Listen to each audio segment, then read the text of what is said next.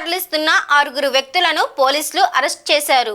ఈ మేరకు గురువారం కాశీబుగ్గ డీఎస్పీ అప్పారావు మీడియాతో మాట్లాడుతూ ఇచ్చాపురం రైల్వే స్టేషన్ ఆవరణలో బుధవారం సాయంత్రం పోలీసులు తనిఖీలు చేయగా ఒడిశా రాష్ట్రానికి చెందిన 6 వ్యక్తుల నుంచి 47.480 కేజీల గంజాయి, 7 సెల్ ఫోన్లు స్వాధీనం చేసుకున్నామన్నారు. ఒడిశాలో ఓ రైతు వద్ద కొని కేరళకు తరలిస్తున్నట్లు చెప్పారు. ఇచ్చాపురం టౌన్ పోలీస్ స్టేషన్లో నిన్న మధ్యాహ్నం 3 గంటలకి రైల్వే స్టేషన్ దగ్గరలో 6 వ్యక్తులను అరెస్ట్ చేయడం జరిగింది.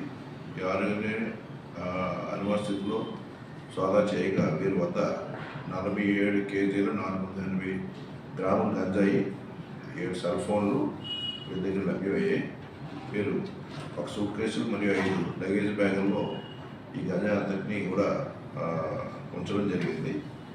మైకేల్ షబర్ అనే వ్యక్తి తన యొక్క స్నేహితుడైన ప్రకాష్ గమంగా, సుమంత షబర్, సుకాంత్ షబర్, తూటా గమంగా, బబులా గమంగా సాయంతో ఈ గంజాయిని కేరళ రాష్ట్రం తీసుకెళ్ళి దుర్గా నాయనికి ఈ సరుకునివ్వాలనే ఉద్దేశంతో వారు బరంపూర్ నుండి ఇచ్చాపురం వచ్చి ఇచ్చాపురం నుంచి రైలుకి వెళ్ళాలనే ఒక ఉద్దేశంతో వస్తుండగా వారిని రైల్వే స్టేషన్ దగ్గర పట్టుకోవడం కాశీ ఇచ్చాపురం టోనెస్య గారు వారిని అదుపులో తీసుకోవడం జరిగింది.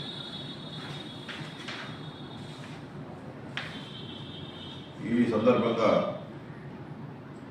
తల్లిదండ్రులకు ప్రజలందరికీ తెలియజేయదేమనగా ఈ మారక ద్రవ్యాలను కాలేజీకి వెళ్ళేటప్పుడు కానీ ఇతర స్నేహితులతో ఉన్న చెడు అలవాటు వల్ల కానీ ఈ మారక ద్రవ్యాలను వినియోగించడం అనేది యువత అందరూ కూడా ఇది నేర్చుకోవడం జరుగుతుంది. దీనివల్ల శరీర ఆరోగ్యంతో పాటు అనేక రకాలైన అనర్థాలు జరుగుతాయి. కాబట్టి తల్లిదండ్రులు పిల్లల యొక్క ప్రవర్తనని, పిల్లలు ఏం చేస్తున్నారని కనిపెట్టుకోవాలి.